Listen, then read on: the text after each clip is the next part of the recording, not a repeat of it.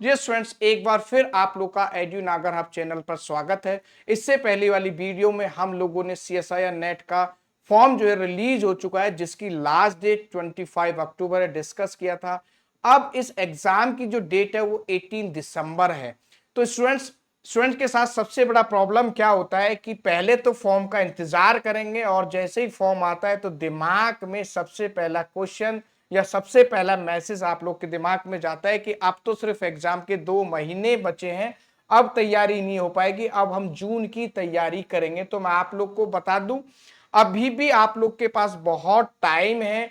अभी से अगर आप देखेंगे तो अप्रोक्स 75 डेज आपके पास है। अगर आप प्रॉपर तरीके से, प्रॉपर मैनेजमेंट से सिलेबस को स्टडी करेंगे तो निश्चित ही आप JRF क्वालिफाई कर सकते, बशर्ते वो आपको ही करना पड़ेगा, आपको ही मानना पड़ेगा कि आपको JRF निकालना है, तभी आप लोग कर पाएंगे।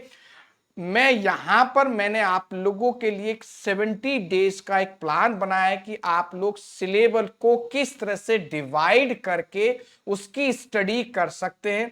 अगर किसी ने चैनल को सब्सक्राइब नहीं किया है तो चैनल को सब्सक्राइब कर लीजिए, क्योंकि 18 दिसंबर तक आप लोगों को CSIR नेट के बारे में अच्छे खासी आपको वीडियो मिलेंगी।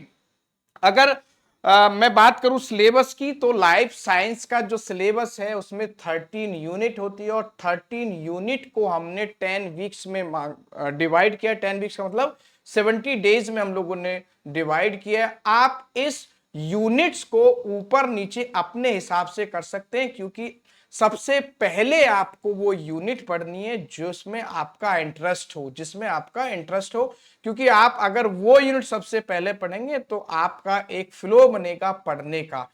तो यहां पर अगर मैं बात करूं, 10 वीक्स की हमने बात करी है और इस सिलेबस की हमने बात करी है, तो पहले वीक में आप 1 वीक के हिसाब से हर वीक में आप एक यूनिट या 1.5 यूनिट तैयार करेंगे। तो पहले वीक आपका 5 अक्टूबर से 11 अक्टूबर तक चलेगा, जिसमें आपको पढ़ना है मॉलिक्यूल्स एंड इंटरेक्शन, जो कि आपका बायोकेमिस्ट्री का पार्ट है, जिसमें आप atoms, bonds, biomolecules, interaction, bioenergetics, enzyme, catalysis, protein conformation, nucleic acid structure, metabolism. अब स्टूडेंट्स कहेंगे सर ये तो बहुत सिलेबस है, ये दिखने में सिलेबस लग रहा है बहुत, लेकिन जब आप पढ़ने बैठोगे तो ये सिलेबस, आप अगर मान लोगे कि मुझे 1 वीक में करना है तो करना, तो ये सिलेबस बेटा कवर हो जाएगा। उसके बाद आप लोग को सेकंड वीक में आना। सेकंड वीक में आपको करना सेलुलर ऑर्गेनाइजेशन यानी कि सेल बायोलॉजी, जिसमें आपका membrane structure, transport, organelles, gene organisation, cell cycle, cell division, microbial physiology, और उसके बाद क्विक रिवीजन, PYQs। रिवीजन आप लोग डेली करेंगे और डेली जो आप लोगों ने टॉपिक पढ़ लिए उसका रेंडमली रिवीजन करेंगे। ऐसा नहीं है कि आपने जो सुबह किया उस शाम को उसी का रिवाइज करके फिर बंद कर दिया।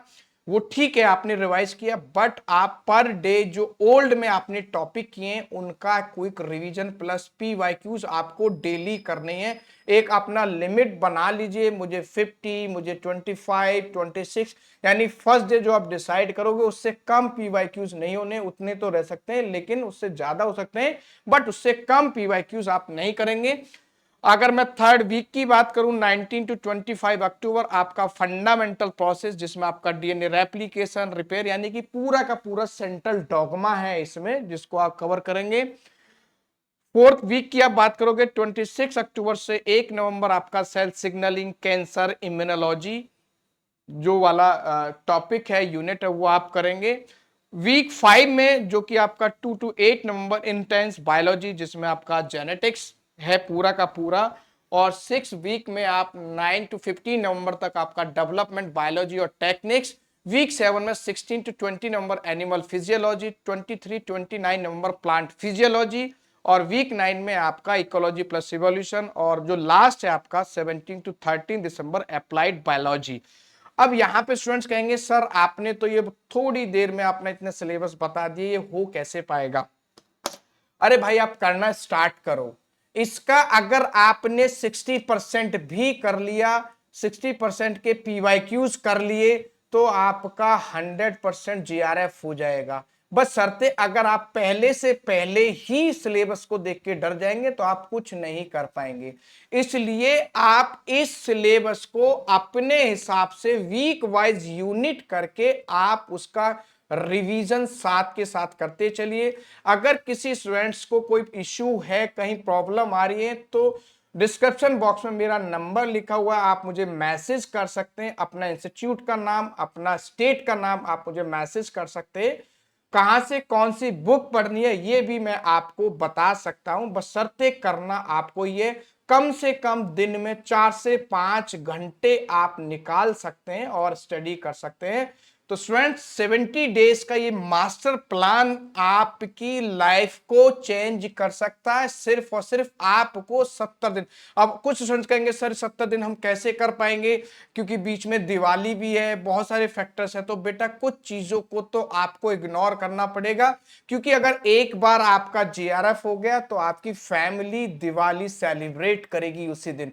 तो इसलिए मैं ये नहीं कह रहा कि आपको फेस्टिवल नहीं मनाना है, मैं सिर्फ ये कह रहा हूं कि आपको ये टाइम निकालना है। आपको अपनी कंडीशन खुद को पता है, आप कैसे टाइम निकालेंगे आप जानते हैं। अगर आपको वीडियो अच्छी लगी है तो इसको ज्यादा से ज्यादा शेयर कर दीजिए, इसको लाइक कर दीजिए, और अगर कोई क्वेश्चन है तो आप कमेंट बॉक्स में भी मेरे से कर सकते हैं। Thank you.